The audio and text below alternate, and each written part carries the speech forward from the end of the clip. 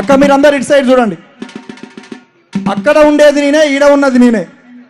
Okay, ఉత్త మాటలు చెప్పే రేవంత్ రెడ్డి తెలంగాణలోన 420. ఉత్త మాటలు చెప్పే రేవంత్ రెడ్డి తెలంగాణలోన 420. ఉత్త మాటలు చెప్పే రేవంత్ రెడ్డి, ఉత్త మాటలు చెప్పే రేవంత్ రెడ్డి, ఉత్త మాటలు చెప్పే రేవంత్ రెడ్డి తెలంగాణలోన 420. ఉత్త మాటలు చెప్పే రేవంత్ రెడ్డి తెలంగాణలోన 420. ఓటుకు నోటు దొంగవు నీవు, ఓటుకు నోటు దొంగవు నీవు. అన్నా, రేవంత్ రెడ్డికి ఒక ట్యాగ్ లైన్ ఉంటుంది. ఏంటిదది? ఏంటిదన్నా? ఓటుకు నోటు అంటే మీరు అందరు గట్టిగా అనాలి.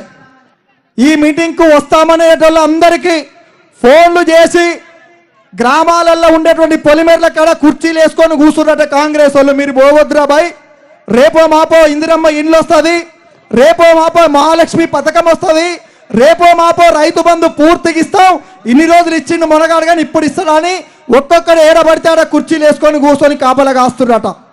కాబట్టి ఇంకా రాలేదు, వస్తున్నాడు అన్న.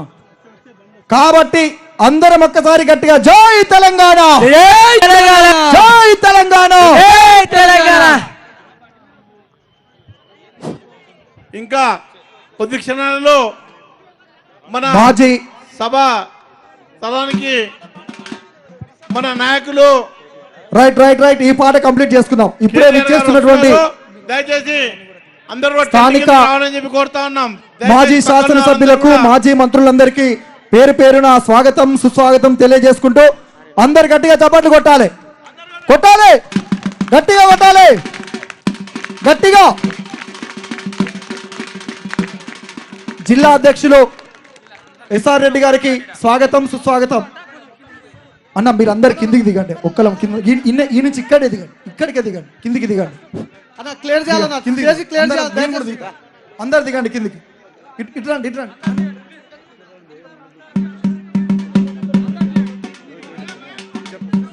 చలో చలో చలో. తాండూరు నియోజకవర్గం వచ్చినటువంటి అన్నగారు శ్రీశైల్ రెడ్డి గారు స్వాగతం సుస్వాగతం. భారీ ఎత్తున వాళ్ళు ఈ రోజు కోడంగల్లో చెప్పినటువంటి రైతు నిరసన దీక్షకు వచ్చిన దయచేసి మీరు అందరూ చిట్టం మన మక్తల్ మాజీ శాసనసభ్యులు చిట్టం రామరెడ్డి సార్ గారికి, అదేవిధంగా నారాయణపేట మాజీ శాసనసభ్యులు ఎస్ఆర్ రెడ్డి సార్ గారికి స్వాగతం సుస్వాగతం. ఈ రోజు కొడంగల్ నియోజకవర్గంలో ఉన్నటువంటి కోసి మండల్లో రైతు నిరసన దీక్షకు భారీగా తరలించినటువంటి తెలంగాణ ఉద్యమకారులకు, మరి అదేవిధంగా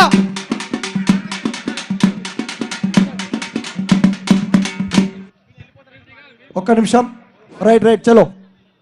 కాంగ్రెసు పాలన ప్రజలను దోచే పాలన, అవునా కదా?